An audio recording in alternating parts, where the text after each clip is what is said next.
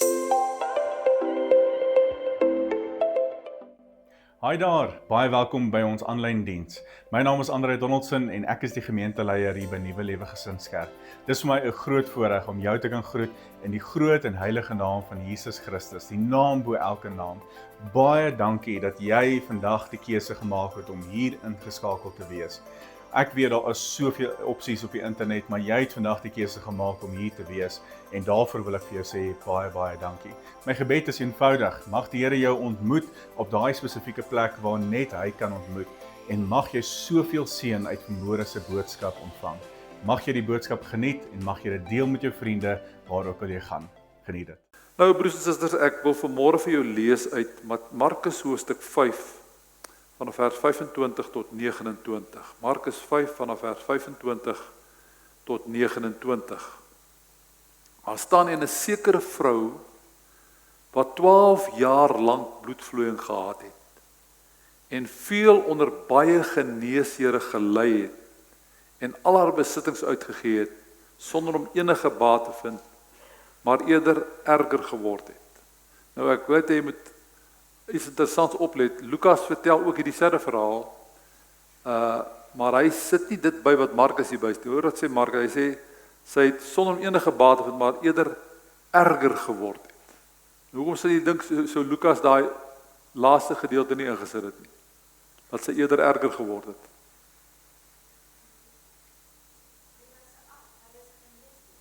Lukas was 'n dokter gewees, en hy moet dan sy beroep beskerm.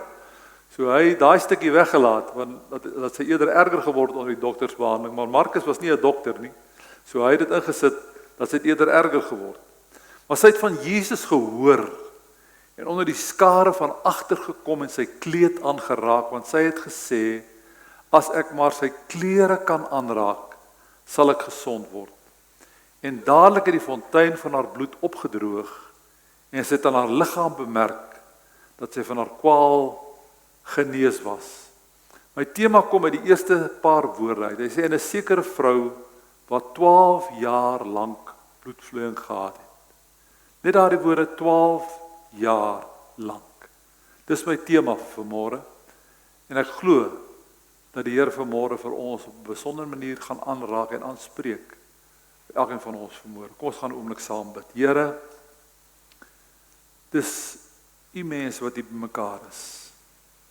Dis een van u 10.000 kuddes, groot en klein, reg oor die wêreld, wat hier in hierdie kerkgebou in van 'n Bilpark vanmôre hulle toevlug kom soek het, omdat hulle behoefte aan God, omdat hulle verlang het dat die Here ook hulle sal aanraak.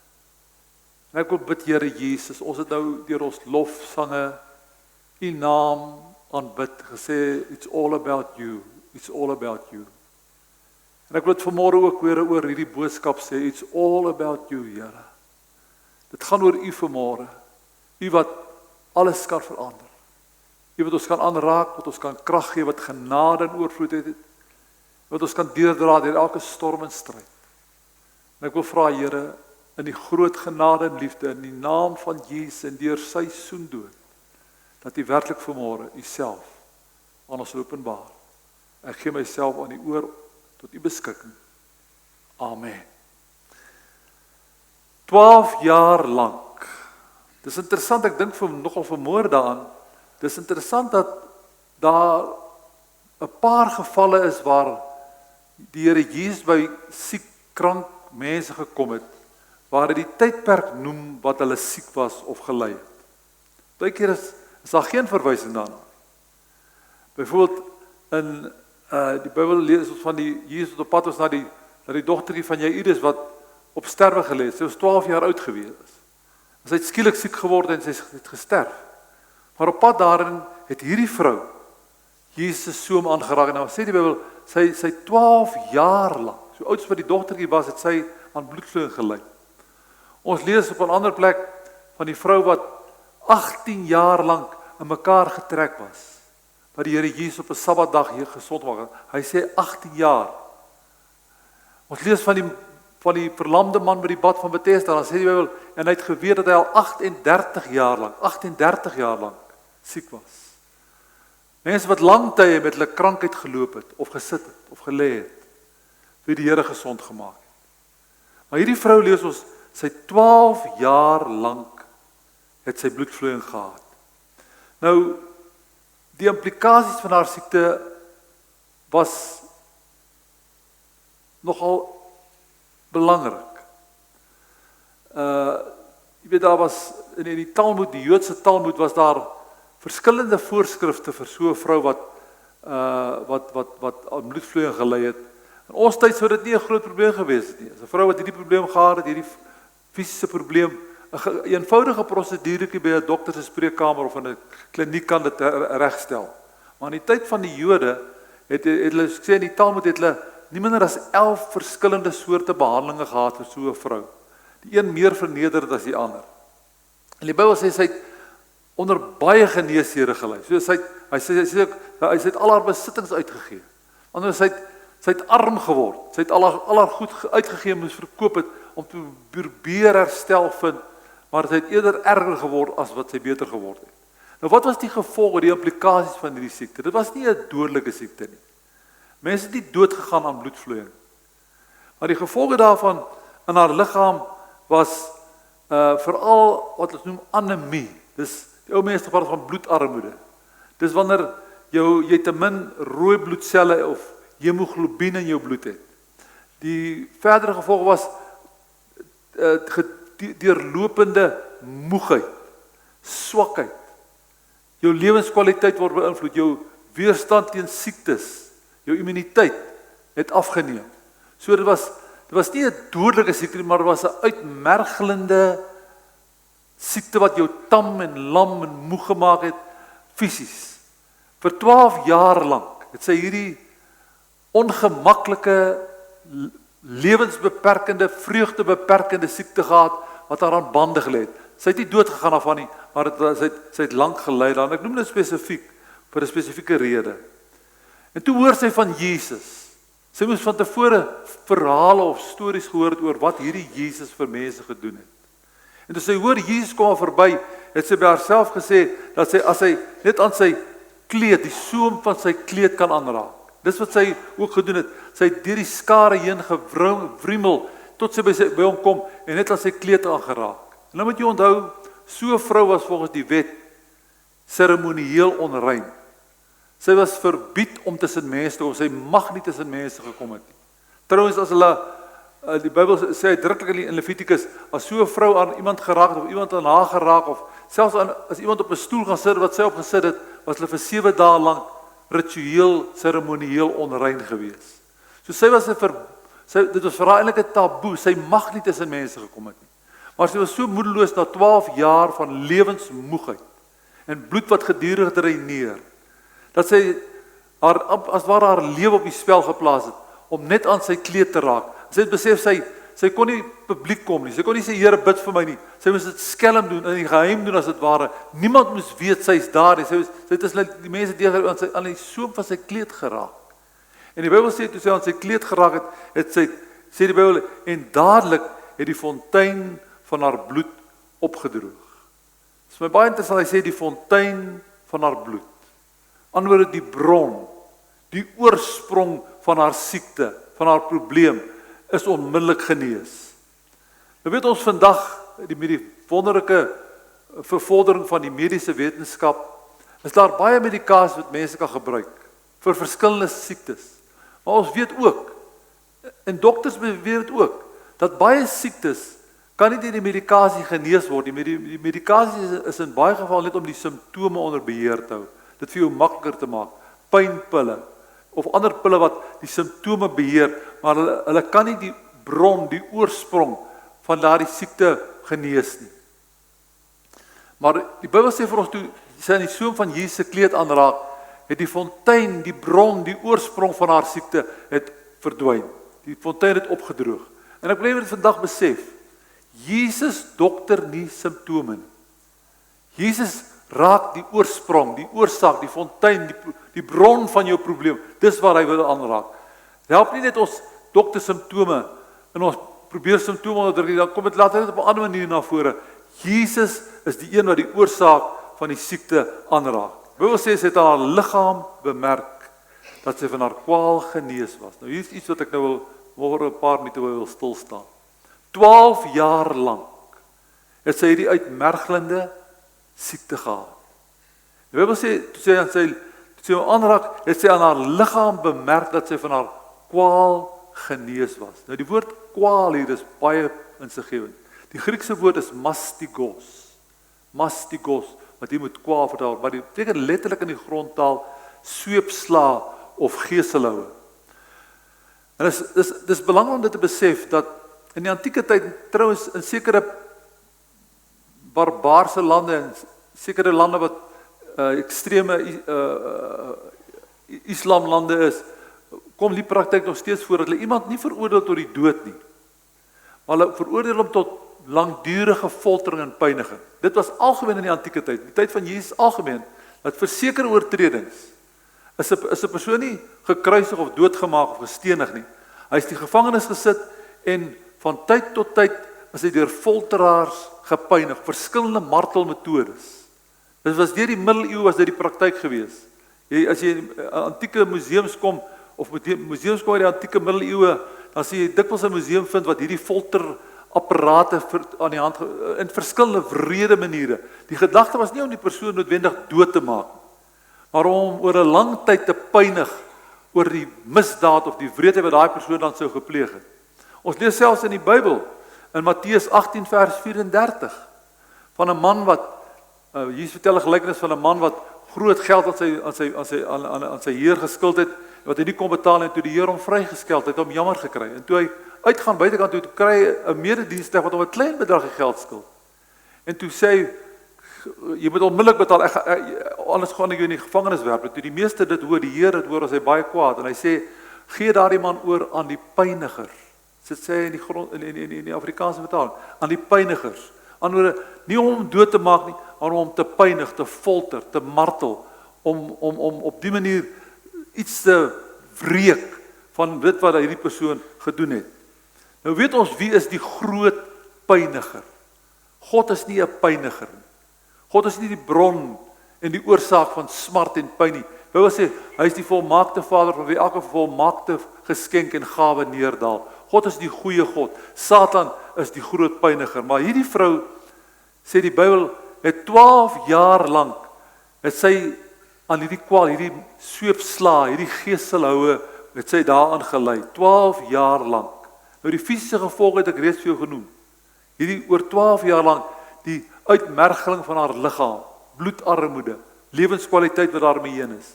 Maar dit was nie net fisies wat sy 'n probleem, wat haar gevolge was nie. Sy het ook, daar was ook sosiale implikasies. Dink daaraan, hierdie vrou was vir 12 jaar lank, was sy uitgeban uit die samelewing uit. Sy kon nie tussen mense kom nie. Sy kon nie in die sinagoge kom, in die kerk kom nie. Sy kon nie na die markplein toe gaan nie. Sy was letterlik so 'n melaatse uitgeban, sy mag nie naby mense kom. Mense het van haar weg gepad gegee. Sy moes al 'n naam gehad in die gemeenskap. Hierdie vrou het bloedvloeiing, sy is onrein. Moenie aan iets raak wat sy aan geraak het. Kan jy dink aan die sosiale verwerping? Dis een van die ergste dinge wat met mense kan gebeur as jy sosiaal uitgestoot word, uitgeban word.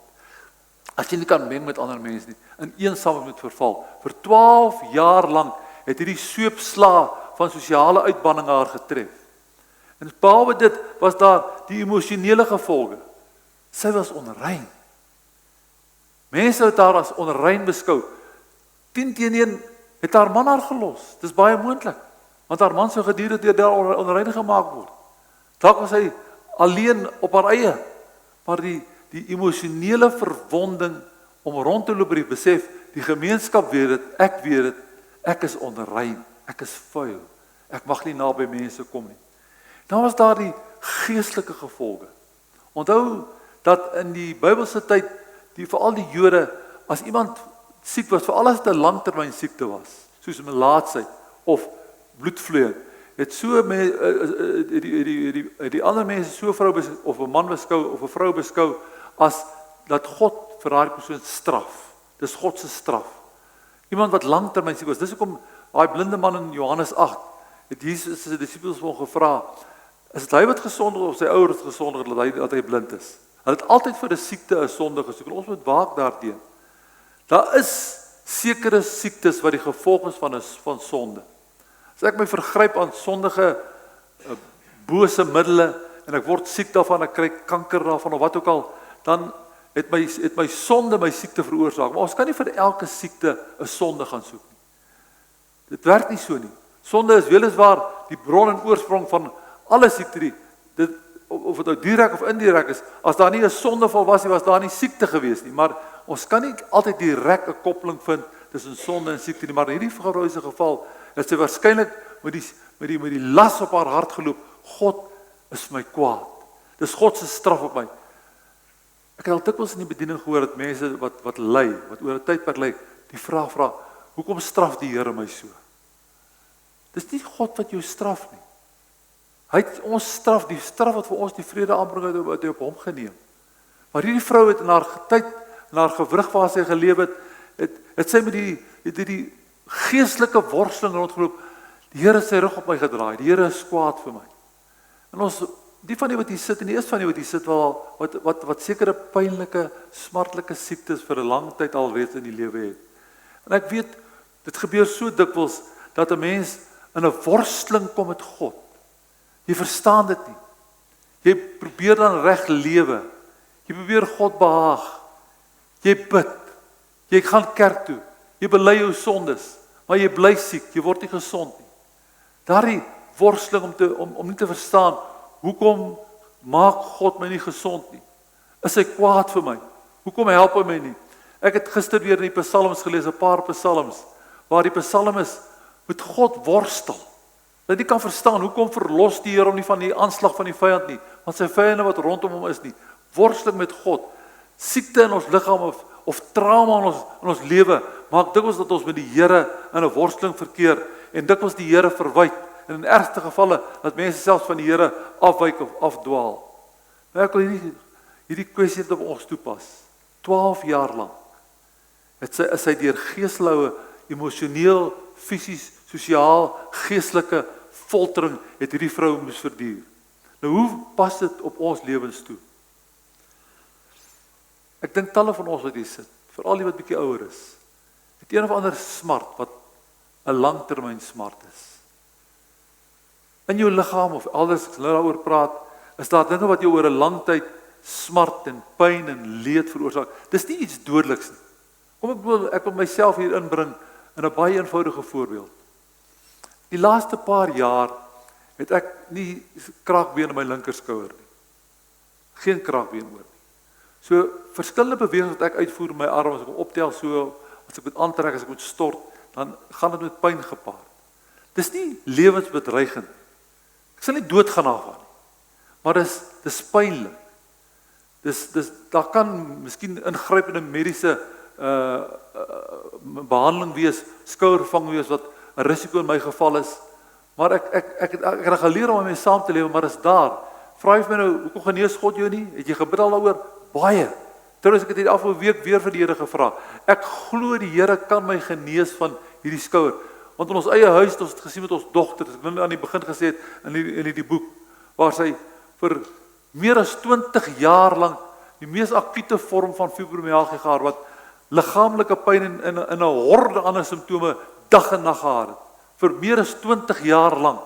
Tot op 'n spesifieke oggend, wat die Here met my vrou gepraat het, en sy olie geneem het, haar gesalf het, en die Here aan 'n oomblikse tyd volkome genees. Dis nou al 4-5 jaar amper, wat sy volkome genees is.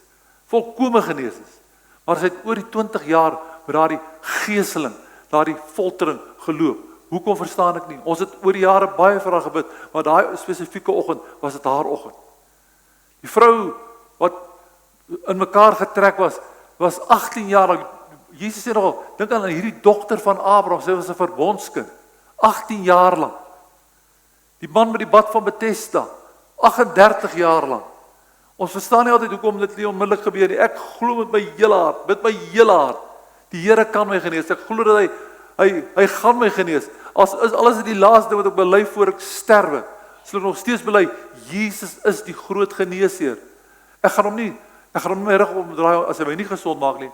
Ek verstaan nie hoekom hy nog nie my gesond gemaak het nie, maar is daar. Ek sê weer, ons almal of baie van ons het so een of ander geestelike, emosionele, fisiese foltering wat ons oor jare aan mee kom. Ons leef daarmee saam, ons het aangeleer, aangepas daarbij. Ons verstaan nie hoekom dit daar is nie, maar dit is daar. En by ons kan dit verskillende vorme aanneem. Ek sê dit kan medies wees, dit kan fisies wees. Sien julle wat hier sit vanmôre, wat waarskynlik een fisiese gebrek het. Miskien is dit vir jou verleentheid. Miskien is dit iets wat jou kort herinner aan deur pyn aan die gebrokenheid. Dit bedreig nie jou lewe nie, maar dis daar, dis 'n realiteit. Dan is daar baie keer die emosionele wonde wat ons uit die verlede uitdra. En daar is soveel van ons mense, dis dikwels dinge waaroor ons nie praat nie. Dis dikwels dinge waarmee ons nie met ander deel nie, selfs die persone naaste aan ons nie, maar hoeveel mense is dit wat in hulle kinderdae, in hulle jongmensdae, vroeër in hulle lewe, 'n traumatiese ervaring gehad. Ek dink aan dinge soos verkrachting, onsedelike aanranding. Iemand wat jou verskriklik seer gemaak het, te nagekom het, emosioneel.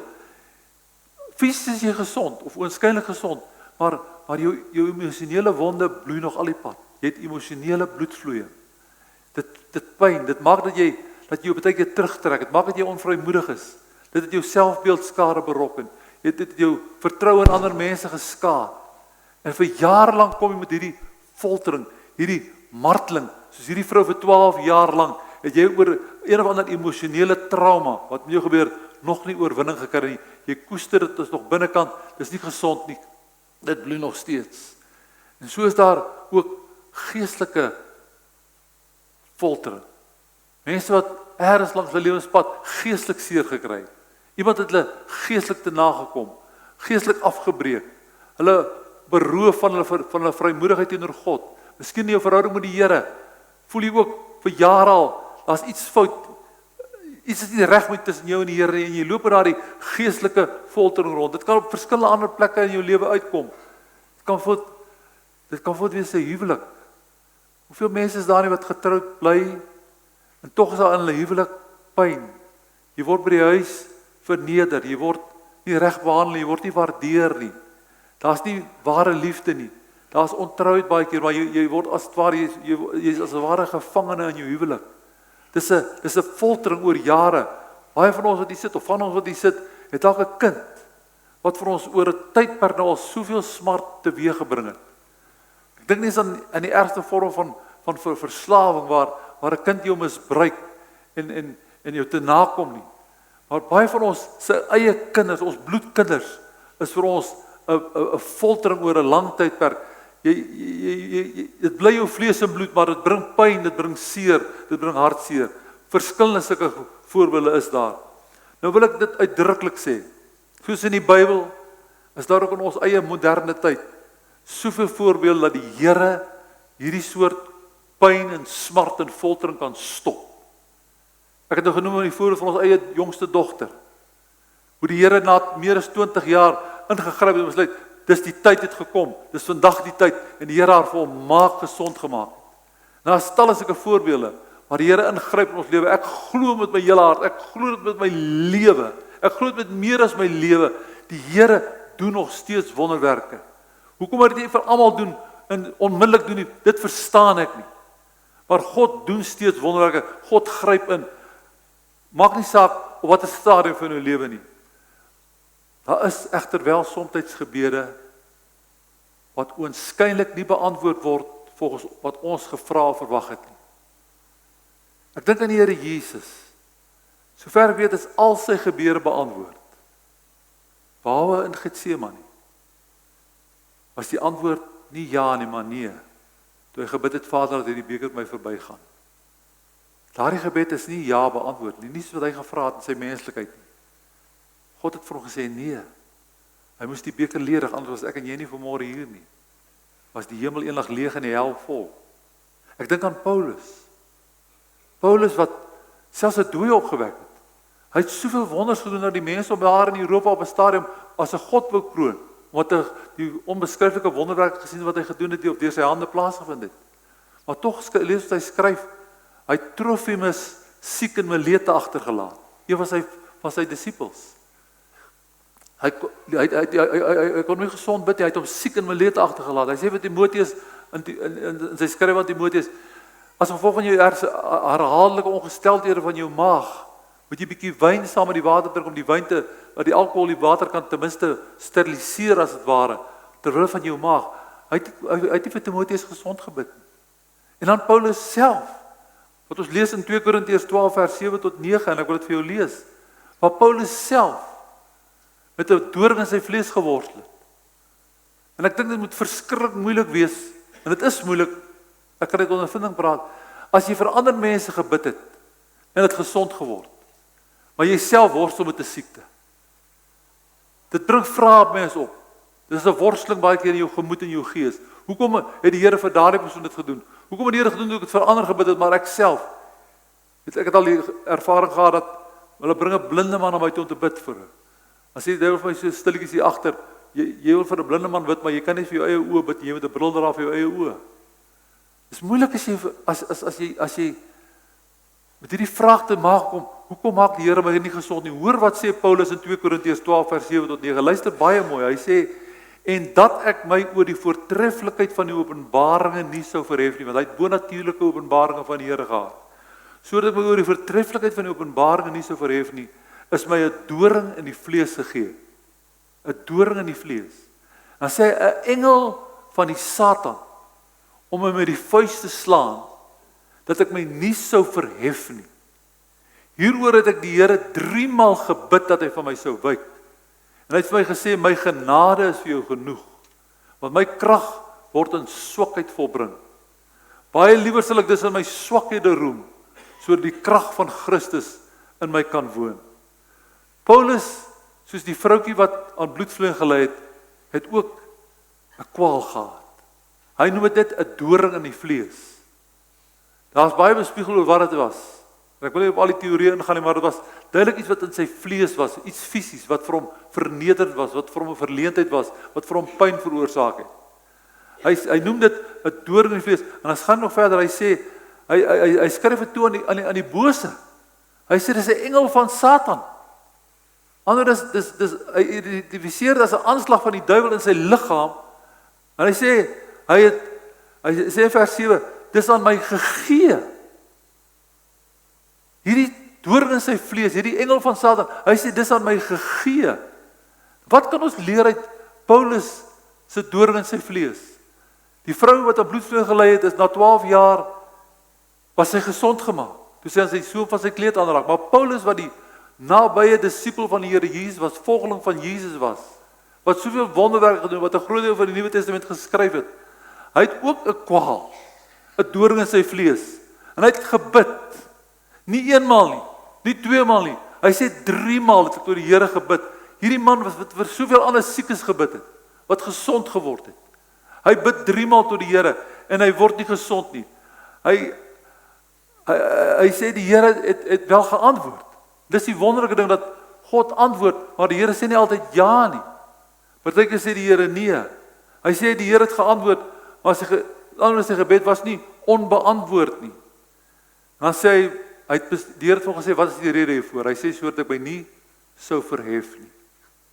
Dit blyk dat Paulus 'n persoonlikheid gehad het, wat geneig was tot selfverheffing, tot arrogansie, tot hoogmoed.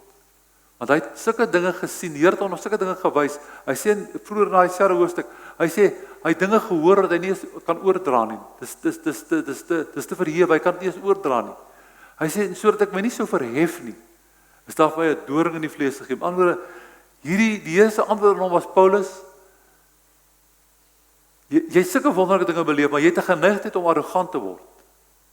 En as ek jou gaan gesond maak van hierdie siekte, gaan jy hoogmoedig word. En as jy hoogmoedig word, gaan ek jou weerstaan. Sodat ek jou nie sou verhef nie, het die Here gesê, is dit vir hom gegee. Hierdie doring in die vlees is vir hom gegee. Anders vir hom was daar nie genesing nie. Maar dan gaan hy aan en dan sê hy het genade en vrede ontvang, want die Here het hom gesê, my genade is vir jou genoeg. En hy word as gevolg miskien nie van, omdat hy nederig gebly het en afhanklik gebly het, gedurende besef het hoe afhanklik van die Here is, en afhanklik van die Here se genade is, gebruik die Here vir Paulus nog meer as in die verlede. Hy word nog 'n kragtiger instrument in die hand van die Here, want hy sê, die Here het gesê, my krag word in jou swakheid volbring. Nie in jou sterkte nie, maar in jou swakheid volbring. En ek wil dit vanmôre vir jou sê. Jy wat self dalk een of ander doring in jou vlees het, of wat een of ander kwaal het, emosioneel of geestelik, of wat ook al jou geestelik is wat jy oor jare beleef het. Wil ek net vir jou dit sê, baie keer, dit het ek in die lewe teëgekom, gebruik die Here ons en werk hy deur ons meer in ons swakheid en ons eie gebrokenheid. Sy krag word in ons swakheid volbring.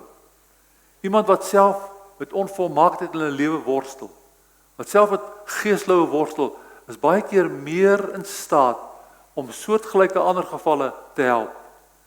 Iemand wat self deur die pyn en smart van 'n egskeiding gekom het, baie keer meer empatie en deernis om met iemand te deel wat in so 'n soortgelyke situasie is as ek wat nooit daar in so 'n situasie was nie. Iemand wat met die worsteling gehad het van alkoholverslawing of enige verslawing, maar daardeur gekom het, die Here het jou gehelp en daardeur gedra, vasgehou, is baie keer meer empatie gevul en met deernis gevul om ander soortgelyke mense te help. God se krag word baie keer in ons swakheid volbring. Trouwens, as ons vol is van onsself, as ons hoogmoedig raak en arrogant raak, dan weerstaan die Here ons, dan kan hy ons nie gebruik nie. Daarom sê Paulus, hy sê, ek sal liewerste in my swakhede roem, sodat die krag van Christus in my kan woon. Die Engels het 'n spreekwoord, hulle praat van wounded healers. Wounded healers, mense wat self wonde dra, mense wat self smart ervaar het, is baie keer meer in staat om ander mense wat smart ervaar te help, omdat hulle iets van die pad verstaan, daar is 'n groter liefde en deernis en begrip. En vanmôre wil ek vir jou sê wat hier sit, ek glo met my hele hart, so ek nog altyd geglo het, God is in staat om jou vanmôre van jou sweepslae te genees. Die Here kan dit doen. Ons moet dit nooit uit buite rekening laat nie. Ons moet aanhou glo en aanhou bid. Miskien na jare gebeur, miskien is vanoggend jou oggend. Maar as jy nie gesond word, as daai probleem, as daai sweepslae, as daai foltering nie onmiddellik verdwyn nie, moenie dink God het jou nie gehoor nie. God kan jou gebruik en hy wil jou gebruik juis in jou swakheid, juis in jou gebrokenheid kan die Here jou dalk meer gebruik as andersins, want sy krag word in ons swakheid volbring. Sal ons 'n oomblik ons hoofde buig in gebed.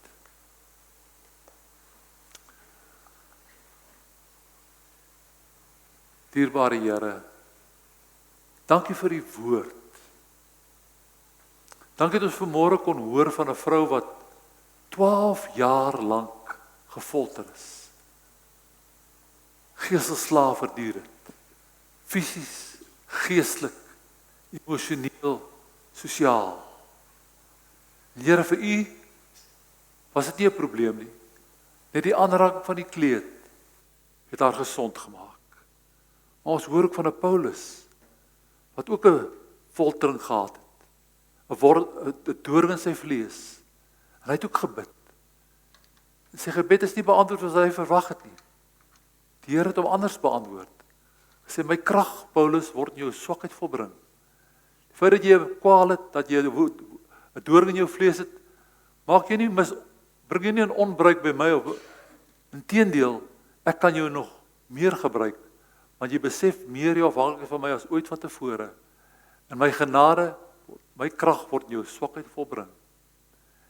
Here, vanmôre wil ek hierdie gevolge van hierdie woord in ons harte aan u oorlaat. Here, as hier vanmôre mense is wat vanmôre hulle groot oomblik bereik het, wat die Here hulle kan aanraak, wat die Here hulle kan genees, wil ek nie daai geleentheid laat verbygaan nie. Terwyl ons so 'n gebed verkeer en elke oog gesluit is, ek vertrou God. Al is nie net een persoon wie se oggend dit vanmôre is. Die Here jou van jou foltering wil bevry. Wat vanmôre in jou geloof jou hand wil uitsteek. Sê as ek net die soem van sy kleed kan aanraak. Ek sal nie verbaas wees nie. As die Here vanmôre mense hier in hierdie kerk gaan aanraak nie. Net van fisieke lyding nie. Maar van enige smart wat jy saamdra. Jy het miskien nie bloedvloeiing in jou liggaam nie, maar in jou emosies wel.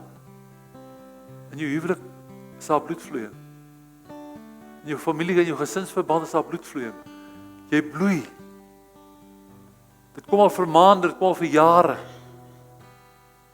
Maar vanmôre is dit jou oggend. Ek wil vir jou bid.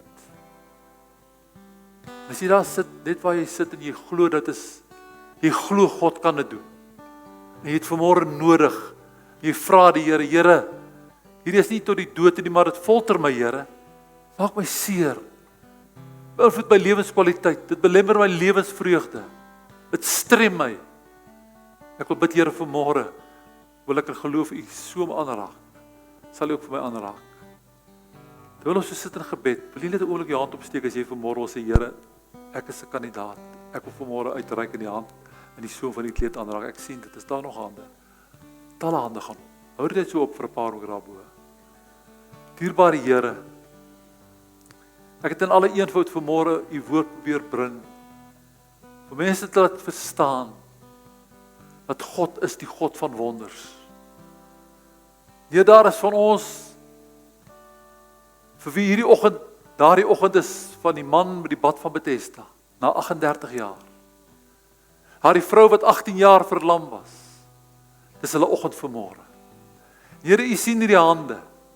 En U weet presies watter formaat van bloedvloeiing of 'n doring in die vlees in hulle lewe is. Of dit fisies is, of emosioneel is, of geestelik is, of 'n huwelik is, of watter verband van hulle lewe ook al, Here. Ek bring vanmôre hierdie mense in die geloof na U toe. Ek saam met hulle staan ek voor U, Here, ook met my eie behoefte. En ek wil bely vanmôre met my hele hart. O Here, U is die almagtige God. U seun het aan die kruis gesterf en gebloei en gelei, ook ter wille van ons krankhede. En Here het die Heilige Gees gegee, en een van die gawes van die Heilige Gees is ook genesing. En ek wil bid, Here, watter vorm van genesing mense vanmôre ook al nodig het, en watter deel of aspek van hulle lewe, dat in die naam van Jesus Christus en deur sy naam, daar vanmôre 'n kragtige werk in lewens sal plaasvind, in liggame sal plaasvind, nou in hierdie oomblikke, Here, nou en van hierdie oomblik af, dat mense dit sal agterkom, dat ook hulle fontein van hulle bloed het opgedroog. Hulle is van hulle kwaal genees. Daardie soopsla hou op. Dat dit in die volgende dae duidelik sal word. Daardie foltering is verby. Dis verby, o Here. Ek bid dit, ek glo, Here. U weet wie die persoon is, wie se oomblik nou aangebreek het. En U doen dit vir hulle, Here, want daar's ook 'n goddelike wow oomblik.